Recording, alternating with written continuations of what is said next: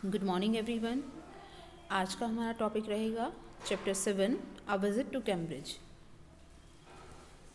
Okay, so here this is the story of a meeting between two extraordinary people. Extraordinary means असाधारण, both of them disabled or differently abled. As we now say, Stephen Hawking is one of the greatest scientists of our time. He suffers from a form of paralysis that confines होता है मजबूर करना, him to a wheelchair and allow him to speak only by punching buttons on a computer which speaks for him in a machine like voice. Firdaus Kanga is a writer and journalist who lives and works in Mumbai. Kanga was born with brittle bones. Brittle होती है कमज़ोर, ठीक है, कमज़ोर या टूटने वाली हड्डियाँ that tended to break easily when he was a child. Like Hawking, Kanga moves around in a wheelchair. देखिए ये जो स्टोरी है दो व्यक्तियों की मीटिंग के बारे में है जो असाधारण व्यक्ति थे। दोनों ही डिसेबल थे लेकिन दोनों ही अपनी लाइफ में एबल भी थे, डिफरेंट तरीके से वो एबल थे। एक जो इसमें व्यक्ति हैं वो है स्टीफन हॉकिंग, जो जाने माने साइंटिस्ट हैं जिनको आप जानते हैं। और वो क्या करते थे, वो बोल नहीं पाते थे क्योंकि उनकी जो पूरी बॉडी थी वो पैरालाइज हो गई थी। उनका ओनली माइंड वर्क कर रहा था, यहाँ तक कि फिंगर्स भी वर्क नहीं करती थी। तो वो क्या करते थे, उनकी जो चेयर थी उस पर कंप्यूटर लगा हुआ था और वर्ड से साउंड में चेंज करने वाला कुछ लगा हुआ था, वॉइस के लिए मशीन। इससे क्या होता था, बाय बड़ी मुश्किल से वो एक दो वर्ड्स को टैप करते थे, प्रेस करते थे, जिसकी वजह से स्क्रीन पर वो वर्ड्स दिखाई देते थे और साथ ही साथ उसकी वॉइस भी आती थी, ठीक है। और सेकंड जो पर्सन है वो है फिरदौस कांगा, जो इस चैप्टर के राइटर हैं। फिरदौस कांगा को ब्रिटल बोन्स की प्रॉब्लम थी, कमज़ोर हड्डियाँ थी उनकी।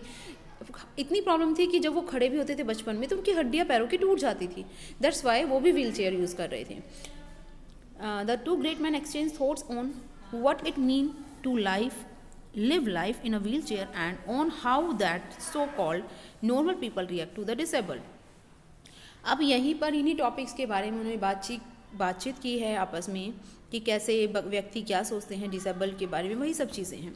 कैम्ब्रिज वॉज माई मेटाफर होता है दूसरा नाम for England, and it was strange that when I left it had become all together something else because I had met Stephen Hawking there.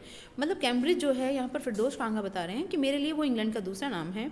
और ये बड़ी ही आश्चर्य की बात थी कि जब मैं उसको मतलब वहाँ घूम कर छोड़ दिया था मैंने, मतलब मैं जाने ही वाला था वापस, तब मेरी गाइड ने मुझे बताया, ठीक है।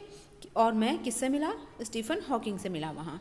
It was on a walking tour through Cambridge that the guide mention Stephen Hawking, poor man who is quite disable now, though he is a worthy successor to Isaac Newton whose chair he has at the university. अब यहाँ पर जब जो writer होते हैं वो Cambridge के tour पर गए हुए थे, ठीक है। तो उनका जो गाइड था जो उनको मतलब बता रहा था, ठीक है, मार्गदर्शन दिखाने वाला जो व्यक्ति था, उसने जब स्टीफन हॉकिंग के बारे में आया कि वो पुअर व्यक्ति, बेचारा व्यक्ति जो पूरे तरीके से डिसेबल्ड है, ठीक है, लेकिन फिर भी वो इज़ाक न्यूटन की तरह सक्सेसफुल है और उसी की चेयर यानी कि उसी के पद पर वो यूनिवर्सिटी में है।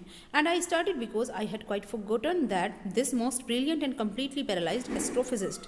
देखिए एस्ट्रोफिजिस्ट क्या होता है, जो स्टडी करता है स्टार्स की और ये प्लैनेट्स की, उसको बोलते हैं, ठीक है। तो यहाँ पर मैं तो कम्प्लीटली भूल गया था, फिरदौस कांगा बोलते हैं, मैं कम्प्लीटली भूल गया था कि वो ब्रिलियंट साइंटिस्ट जिनकी मतलब बॉडी जो है पैरालाइज्ड हो गई है वो एस्ट्रोफिजिस्ट यहीं पर है। The author of A Brief History of Time, one of the biggest bestsellers ever lived here. अब यहाँ पर राइटर बताते हैं कि उन्होंने एक बुक भी लिखी जो है A Brief History of Time, और इसकी बहुत ज़्यादा सेल हुई है, यानी बहुत ज़्यादा बिक्री हुई है इस बुक की। When the walking tour was done, I rushed to a phone booth and almost tearing the cord so it could reach me outside, phoned Stephen Hawking's house. There was his assistant on the line and I told him I had come in a wheelchair from India. Perhaps he thought I had propelled myself all the way. To write, propelled यानी कि चला कर आना, to write about my travels in Britain, I had to see Professor Hawking. Even 10 minutes would do, half an hour, he said, from 3:30 to 4. अब देखिए यहाँ पर क्या बोलते हैं फिरदौस कांगा, वो बता रहे हैं कि मैंने जब अपना टूर ख़त्म कर लिया तब मैंने क्या किया, मैं फ़ोन बूथ पर गया और मैंने वहाँ पर जो तार थी उसको टीयरिंग किया, उसको अपनी ओर खींचा जिससे कि वो बाहर आ जाए। और फिर मैंने स्टीफन हॉकिंग के घर फ़ोन किया जिसको उठाया उनके असिस्टेंट ने, और मैंने उनसे कहा कि मैं इंडिया से आया हूँ व्हील चेयर पर चलकर, और शायद उसने सोचा हो कि ये खुद से आया है, चलकर आया है वहाँ से, ठीक है। और मैं अपना मतलब ब्रिटेन के बारे में, ट्रेवल्स के बारे में लिख रहा हूँ और मैं उनसे 10 मिनट मिलना चाहता हूँ प्रोफेसर हॉकिंग से। तब जो असिस्टेंट था उसने आंसर दिया कि हाफ एन आवर आपको मिलता है, 3:30 से 4 तक आप मिल सकते हैं। And suddenly I felt weak all over. Growing up disabled, you get fed up with people asking you to be brave as if you have a courage account on which you are lazy to draw a check. The only thing that makes you stronger is seeing somebody like you achieving होता है प्राप्त करना, something huge बड़ा, then you know how much is possible and you reach out further than you ever thought you could. अब देखिए जो writer हैं अब वो पहुंच जाते हैं स्टीफन हॉकिंग के पास और उनके सामने बैठ जाते हैं. अब जब राइटर उनके सामने बैठते हैं तो राइटर को एकदम से बड़ा ही मतलब वो कमज़ोर सा फील करते हैं, नर्वस हो जाते हैं. अब वो बोलते हैं कि मतलब ग्रोइंग अप बढ़ना मतलब डिसेबिलिटी के साथ बढ़ना, मतलब जैसे कि हम लोग फेडअप हो जाते हैं क्योंकि हर व्यक्ति यही बोलता है कि बहादुर बनो बहादुर बनो, और ऐसा लगता है उनकी बातों से जैसे कि हमारे पास साहस का कोई अकाउंट हो, करेज अकाउंट हो, और उससे हम चेक को ड्रॉ आउट निकालने के लिए हम लेजीनेस दिखा रहे हो. ठीक है, द ओनली थिंग्स, और आपको जो चीज़ जो है आपको ब्रेव बनाती है वो ये है कि आप जैसा कोई महान व्यक्ति जिसने बहुत कुछ अपनी लाइफ में मतलब अचीव किया है उसको देखना होता है. उससे हमें पता चलता है कि हम भी कर सकते हैं, और ये तो आप जानते हैं कि आप कितना कर सकते हैं, कितना आप कर पाओगे. ठीक है, तो ऐसा फिरदौस कांगा ने कहा. I have not been brave sir his disembodied computer voice the next after I have had no choice. अब यहाँ पर स्टीफन हॉकिंग ने आंसर दिया और उनकी जो वॉइस आ रही थी कंप्यूटर से वो डिसएम्बॉडिड थी, मतलब एक विघटित होती हुई सी आवाज़ आ रही थी, कम होती सी आवाज़ आ रही थी कि मतलब मैं बहादुर नहीं था, मुझे नहीं लगता ऐसा. ठीक है, और मेरे पास तो कोई चॉइस ही नहीं थी. श्योरली आई वांटेड टू से living creatively with the reality of his disintegrating body was a choice, but I kept quiet because I felt guilty every time I spoke to him, forcing him to respond. There he was tapping at the little switch in his hand, trying to find the words on his computer with the only bit of movement left to him. His long pale fingers, pale होता है वैसे तो पीली भी होती है, लंबी या फिर पतली पतली. Every so often his eyes would shut in frustrated exhaustion, यानी कि mental जो tiredness होती है, exhaustion होता है mental tiredness.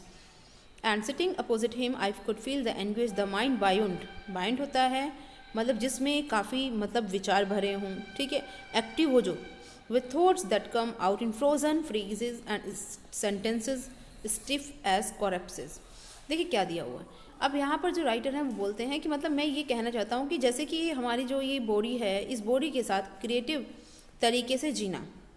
ठीक है, उसके बाद राइटर बोलता है बट आई केप्ट क्वाइट, लेकिन मैं चुप रहा बिकॉज क्योंकि राइटर जो था बार बार गिल्टी फील कर रहा था. अब गिल्टी फील करने का रीज़न यही था सिर्फ क्योंकि राइटर जब क्वेश्चन करता था तो स्टीफन हॉकिंग को आंसर देना होता था, और आंसर देने के लिए उन्हें बहुत ज़्यादा मतलब अपनी मेहनत करनी पड़ती. क्यों? क्योंकि उनकी बॉडी मूवमेंट नहीं कर रही थी. कंप्यूटर पर लेटर प्रिंट होकर आए इसके लिए उन्हें अपनी फिंगर्स को हल्का सा जो मूवमेंट था उनको प्रेस करना पड़ता था कीबोर्ड पर बटन को, जो भी उनके हाथ में बटन था पंच करने वाला. ठीक है, तो इससे उनको बड़ी प्रॉब्लम होती. कई बार वो इतना थक जाते थे इस काम को करते करते कि वो अपनी आंखें बंद कर लेते थे. ठीक है, तो इस वजह से राइटर को बड़ी ही गिल्टी फील हुई. अब जो राइटर हैं वो बोलते हैं कि मतलब जो उनकी आईज थी वो बार बार बंद हो रही थी थकावट की वजह से, और मैं उनके सामने ही बैठा था अपोजिट साइड में. ठीक है, उनका जो माइंड था वो थॉट्स से भरा हुआ था, एक्टिव था, वो उसमें बहुत सारे विचार थे, लेकिन वो विचार जो थे वो बोल नहीं पाते थे. ठीक है, वो मतलब जैसे जम जाते हैं. ठीक है, इस टाइप से थे, वो बाहर नहीं निकल पा रहे थे, तो ऐसा ही राइटर ने कहा.